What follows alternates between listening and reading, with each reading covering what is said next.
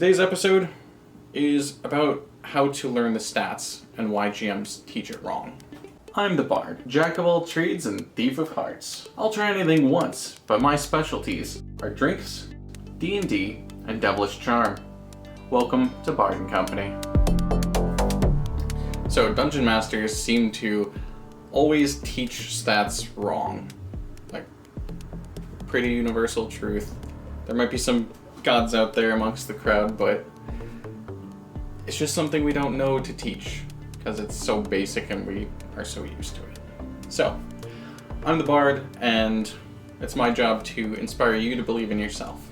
So, today, let's start off with a special thanks to the subscribers out there. Thank you guys for helping me fight the algorithm, as well as some of you have bought some merch by now. Thanks, guys. But today's episode is about how to learn the stats and why GMs teach it wrong. D&D is a fun and creative outlet.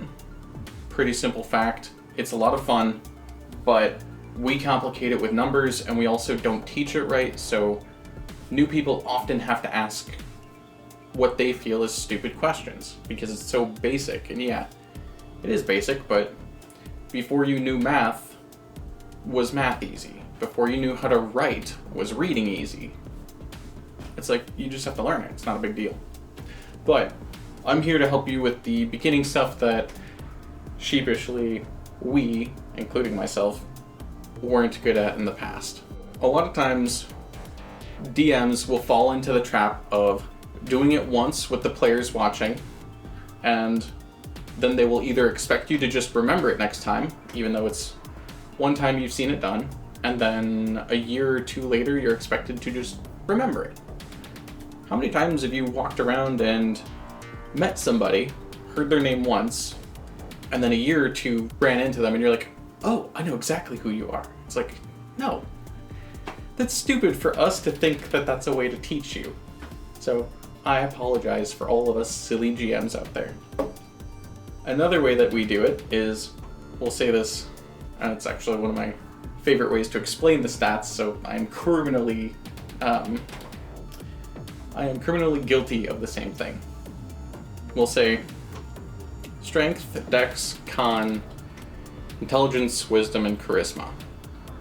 Easy way to explain them all, quote unquote. Strength is being able to crush a tomato in your hand. Dexterity, being able to throw a tomato. Con, being able to take a hit from a tomato. Intelligence is knowing that a tomato is a fruit. Wisdom is knowing that you shouldn't put a tomato in a fruit salad. And charisma is getting someone to buy your salsa now knowing it's fruit salad. Funny. I love it. But the problems still occur that players don't know how to use those stats. Because some unintuitive things happen with the numbers, but we're going to cover that. Memory doesn't work by the off chance of once hearing it and then expecting people to remember it. My plan is to give you an easier way to learn this.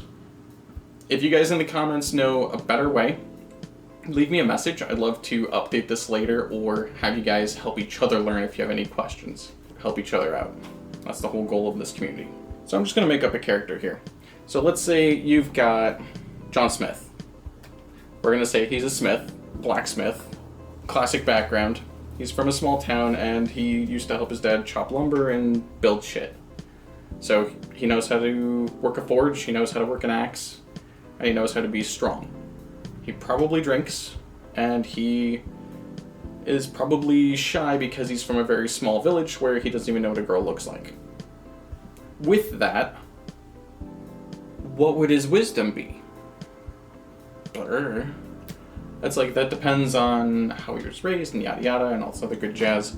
But the important thing is knowing how to crush a tomato, throw a tomato, get hit by a tomato. None of that helps with actually building your character, because what if I want more hit points? What if I want to be able to aim at something with a bow? Those things aren't exactly clear, so we're going to cover those here so you know how to use those stats more than just how to define them like an English book. So we're going to run through a simple example I have an old friend who built an elf ranger for their first character, and she had a lot of strength, not as much dex because they were told it was like being fancy and finesseful, and high constitution because they were out in the woods and all this good stuff. They wanted to be smart, so they had high intelligence, okay wisdom because that's street smarts is how they were explained to it, and then charisma they didn't have any because they're out in the woods. They don't know people. So, because of that, they weren't good with a bow because their dex was bad. They originally planned to be an archer, hence they took ranger and were an elf, but they couldn't do that because they wanted to be strong and good at combat, but nobody says that that works that way. So I'm just going to break this down transparently with notes. To know what stats you need, there's basically 3 types of plays. Or there's 3 types of ways to play. So usually there's combat focused, pretty straightforward, it's combat. There's casting focused, like spells and magic and all that. And then there's non-combat specialty stuff, such as, well, I'll go into this one first. The non-combat's a little bit towards my traditional preference. It's where the scoundrel is, the charmer, the survivalist, the skill monkey. So it's where the people go who don't focus on killing things and they don't focus on magic. So you've got your rogues in there, you've got your musicians, your skilled tradesmen, like the people who seem to be more real. So with preferring more immersion, that's where I sit usually. But those kinds of people, you want either charisma because they're very people-oriented, and that's where a lot of charming skills are, such as performing and music and things like that, or reading people or talking to people. Charisma is really heavy there.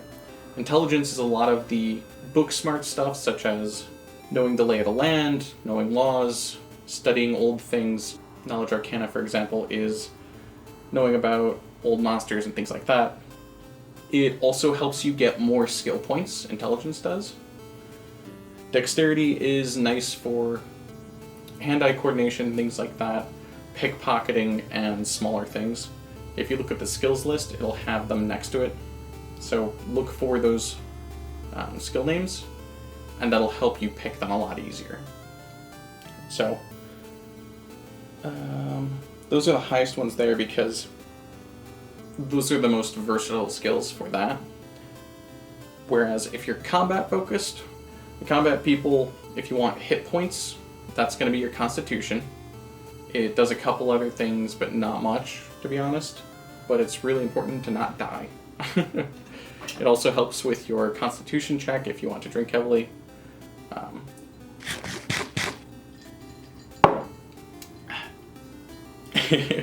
If you want ranged attacks, you're going to have dexterity to use a bow. You're going to have dexterity to throw, except sometimes it's strength. It's kind of up in the air.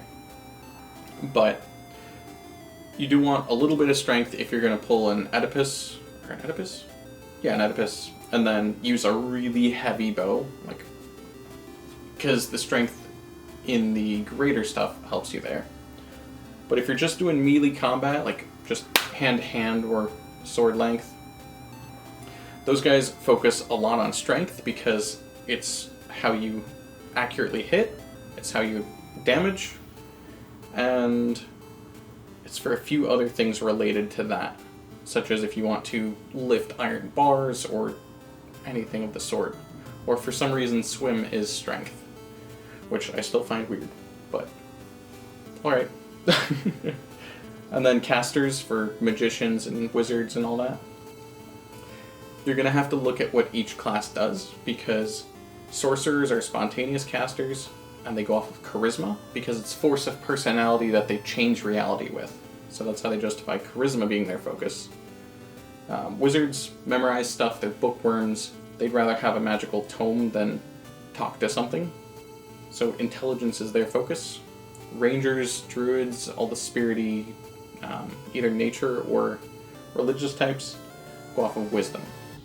So if you do want to be something like that, wisdom is your casting stat. So it's a little bit different. Just make sure you ask your GM and they'll help you if you can't find it. The most important thing is ask your GM if the stats work best for it, and then explain like I want to be an archer, I want to this and that. Feel free to ask a bunch of questions. We don't want you to build a character you don't like, because that defeats the whole purpose of having fun and inviting you and teaching you. So just ask a lot of questions. One of the biggest lessons with making your first character is it's usually gonna suck. You're not gonna be a basketball star the first time you get on the court. You're not gonna make your best character the first time you make a character. It's a learning curve. It's just for you to join the group, have fun, and learn some of the crazy numbers out there. So don't worry about it, just be silly and have fun. You will have to learn to forgive yourself, even if you make a silly character. That aside, thank you so much for watching, and next time I'm going to be showing you a bit about character design and how to actually make a good character that doesn't fall flat after a couple episodes or sessions, whatever people call them nowadays. But yeah, good night.